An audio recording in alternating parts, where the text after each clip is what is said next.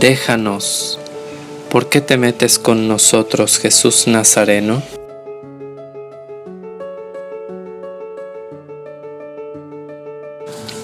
Hola queridos hermanos, hoy nos encontramos a martes 31 de agosto.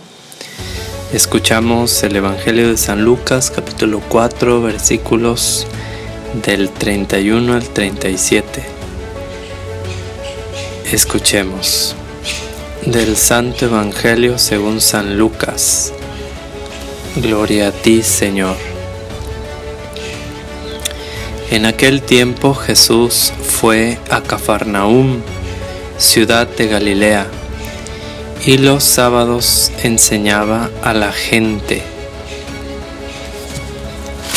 Todos estaban asombrados de sus enseñanzas, porque hablaba con autoridad.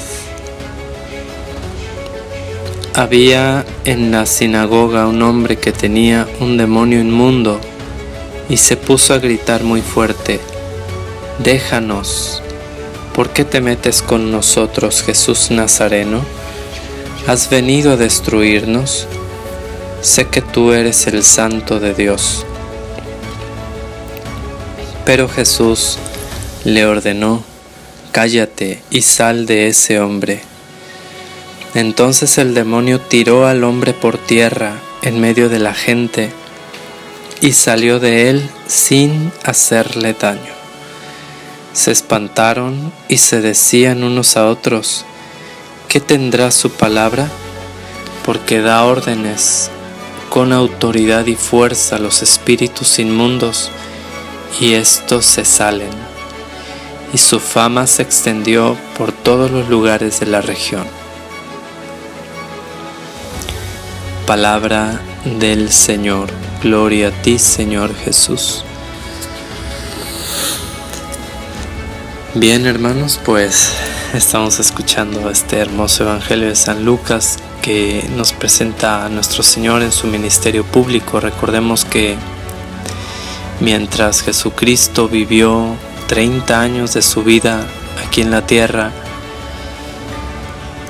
de una forma oculta, por eso le llamamos la vida oculta de Jesús, mayormente viviendo en Nazaret, en una vida ordinaria, cotidiana, en el pueblito, con María, con José, trabajando, orando, estudiando la palabra de Dios, sirviendo en las cosas más sencillas. 3 años de su vida, por otro lado, los vivió en su ministerio público, que comenzó desde el bautismo, y gran parte de la actividad de su ministerio público está en la liberación de los poseídos o de los que han sido afectados extraordinariamente por el demonio, y sanando a los enfermos.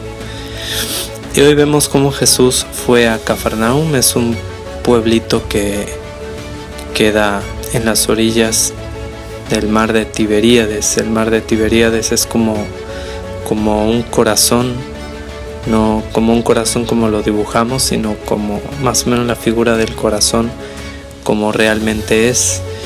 Y Cafarnaúm se encuentra en la orillita de ese lago de Tiberíades. Ahí fue Jesús, era una ciudad de Galilea, y dice el Evangelio que los sábados enseñaba a la gente.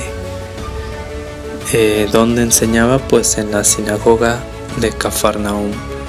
Las sinagogas eran los lugares donde los judíos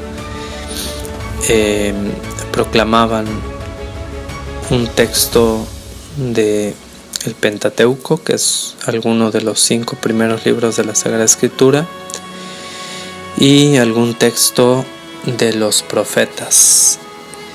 Y bueno, ahí enseñaba Jesús a la gente.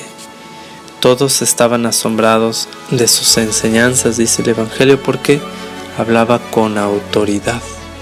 O sea, Jesucristo tiene la autoridad no solamente divina por ser Dios y y pues no solamente ser hombre porque asumió nuestra naturaleza humana, sino que su persona es divina, y cuando habla, pues habla como Dios, entonces tiene toda la autoridad. Sin embargo, también tiene la autoridad de quien ha vivido lo que enseña, o sea, de quien es coherente. Y entonces esta autoridad es impresionante de nuestro Señor. Y dice el Evangelio que había en la sinagoga un hombre que tenía un demonio inmundo, o sea, estaba poseído. Las posesiones verdaderamente existen y forman parte de una de las 5 formas como el demonio ataca extraordinariamente a las personas.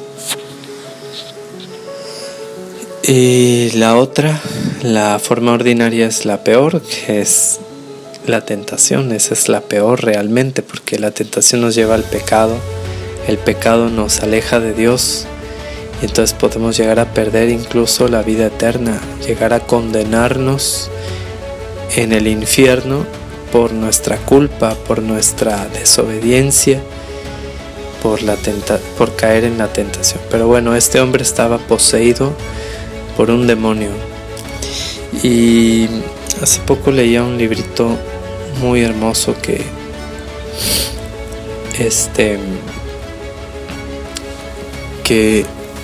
escribió el padre Francesco Bamonte, que es el actual presidente de la Asociación Internacional de Exorcistas, que en su momento fue fundada por el padre Gabriel Amorth, que era el exorcista de Roma, y que él fue quien fundó esta asociación aprobada por el Vaticano, aprobada por el Papa.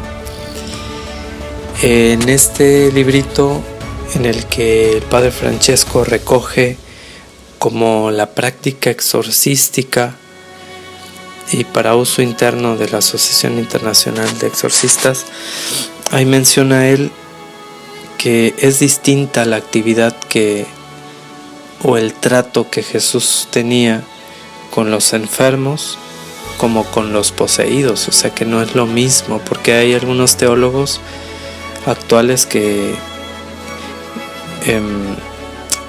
ya no creen en el demonio. O sea, desde luego que nosotros no tenemos que obedecer al demonio, pero otra cosa es no creer en él, porque no creer en él es dejarlo más libre para actuar, y eso es lo que él quiere. Entonces, desgraciadamente puede suceder que haya teólogos que lleguen a perder la fe, y eso es terrible, porque la existencia del demonio es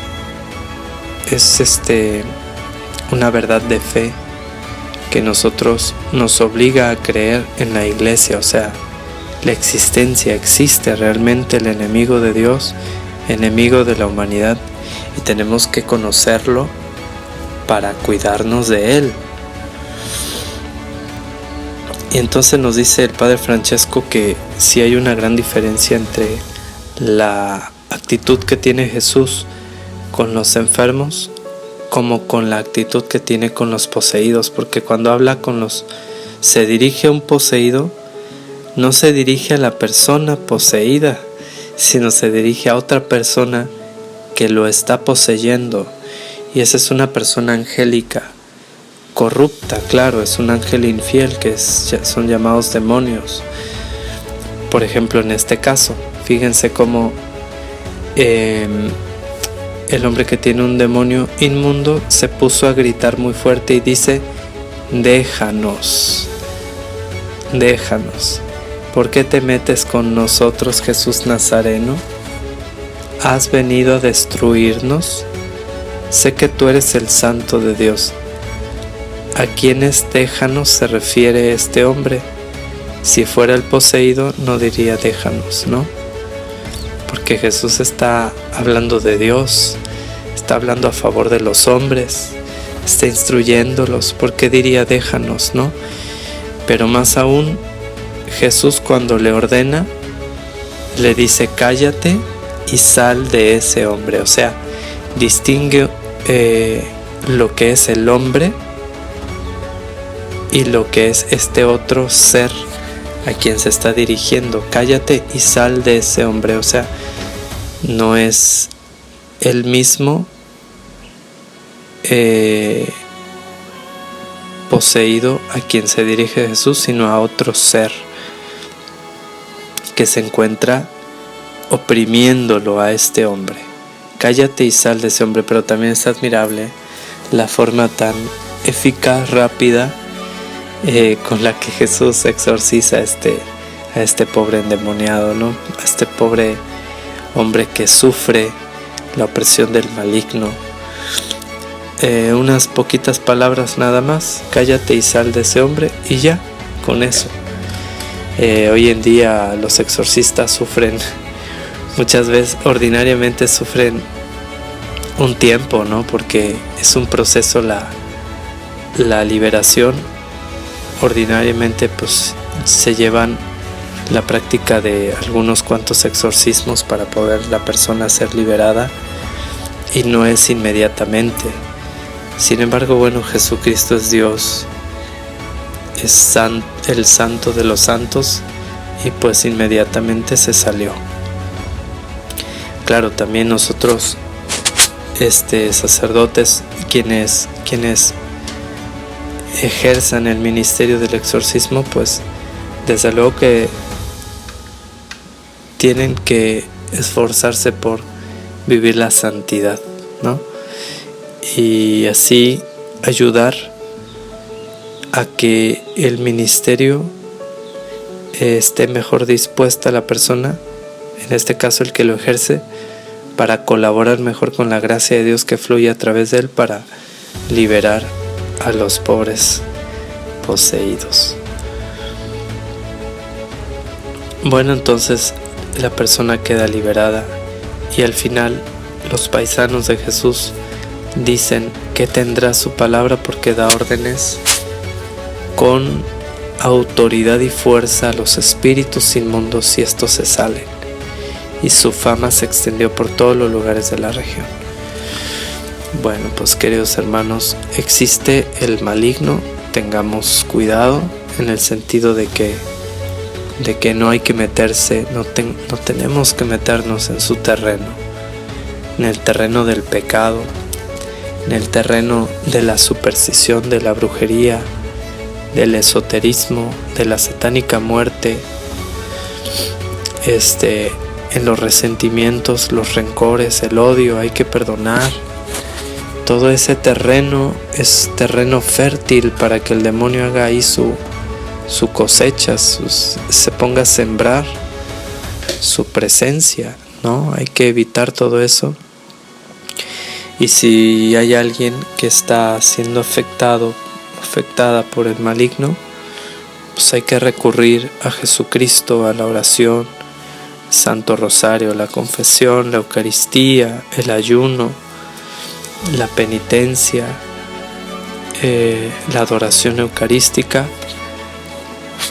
Nunca buscar a un brujo, nada de eso, nada de supersticiones, sino que hay que ir con el sacerdote párroco del lugar para que te oriente qué hacer.